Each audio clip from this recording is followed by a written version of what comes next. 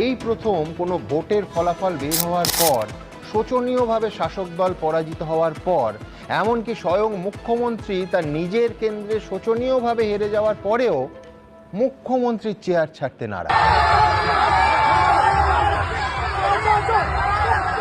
অভিষেক এবং দিদি আমাকে ডেকেছিলেন এবং তারা বলেছেন সিএনজি চা। আমি আর মিথ্যে কথা বলতে পারবো না, ঘাটাল মাস্টার টাইম নিয়ে। প্রতিবারে ভোটের আগে মিথ্যা প্রতিশ্রুতি দিয়ে মানুষকে বোকাদোচা বানিয়ে তুমি হয়েছিলে নেতা। আজ যেই তুমি হেরে গেলে তাই তুমি এখন হয়ে গেছো অভিনেতা। যদি না আজ সরকার পাল্টাতো তাহলে কি তুমি এইরকম রং পাল্টাতে দেবদা? আরে বাপ রে, ये तो धोती खोल रहा है। অভিষেক এবং দিদি আমাকে ডেকেছিলেন এবং তারা বলেছেন সিএনজি চা।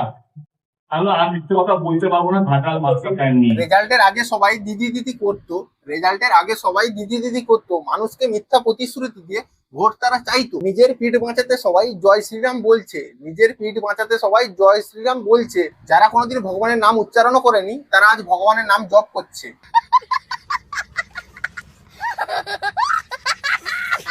দেখো, বিজেপি বেলাইনে এসেছিল, লাইন দেখিয়ে দিয়েছি, পেছনে চলে গেছে আর কি।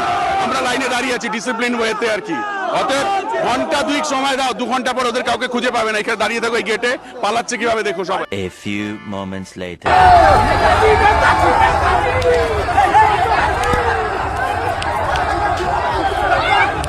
জন্যই আপনাদেরকে এইসব ঝামেলার মধ্যে জড়াতে হলো। সব দোষ আমার।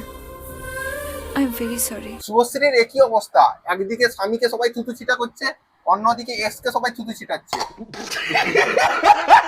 নতুন মুখ্যমন্ত্রীর শপথের প্রস্তুতি শুরু হয়ে গেছে, কিন্তু পুরনো মুখ্যমন্ত্রী চেয়ার ছাড়তে নারাজ। কোথায় গেল সুমন দা সেই দিন, যেদিন সেই ছাদের ওপর দাঁড়িয়ে হেমা মালিনী ফুলের গন্ধ, আমের কচি আম দেখে চোখ খারাপ করে ফেলার গল্প। মুখ্যমন্ত্রী বিপুল ভোটে নিজের কেন্দ্র ভবানীপুরে হেরে গেছে।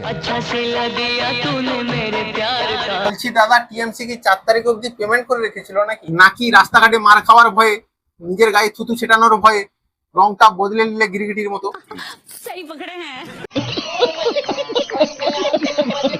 জিতলে কি দেবে? তুমি যা চাইবে। দেবে বলছো? জিতলে তো যা চাইতে তাই পেতে, কিন্তু জিতলে তোমরা কই? এবারে চুন চুনকে হিসাব হোগা। चुन चुन करके हिसाब लेना, ये मेरी फितरत है। আর সেটা ভাঙা মার হোগা। সাটা ভাঙা মার দেবো। আমাদের মুখ্যমন্ত্রী যেদিন শপথ গ্রহণ করলেন সেদিন জিদ্দা ওই সবাই উপস্থিত ছিলেন, তাই অনেকে বলছে জিদ্দা নাকি বিজেপিতে জয়েন করেছে। আসল ঘটনা হচ্ছে যারা সেলিব্রিটি তারা আমন্ত্রণ পায়, মুখ্যমন্ত্রী যেদিন শপথ গ্রহণ করেন সেদিন তাদের আমন্ত্রণ থাকে সেখানে যাওয়ার জন্য।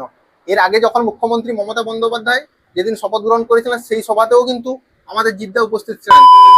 বন্ধুরা, আজকের ভিডিওটা এতটাই। ভিডিওটা যদি ভালো লাগে তাহলে লাইক, কমেন্ট, শেয়ার করে যাবে, আর সঙ্গে সাবস্ক্রাইবটা করে যাবে, আর পাশের বেল আইকনটাও প্রেস করে যাবে, যাতে পরবর্তী ভিডিওর নোটিফিকেশন সবার আগে তোমার কাছে পৌঁছে যায়। দেখা হচ্ছে নতুন কোনো ভিডিওর সাথে, ততক্ষণের জন্য বাই।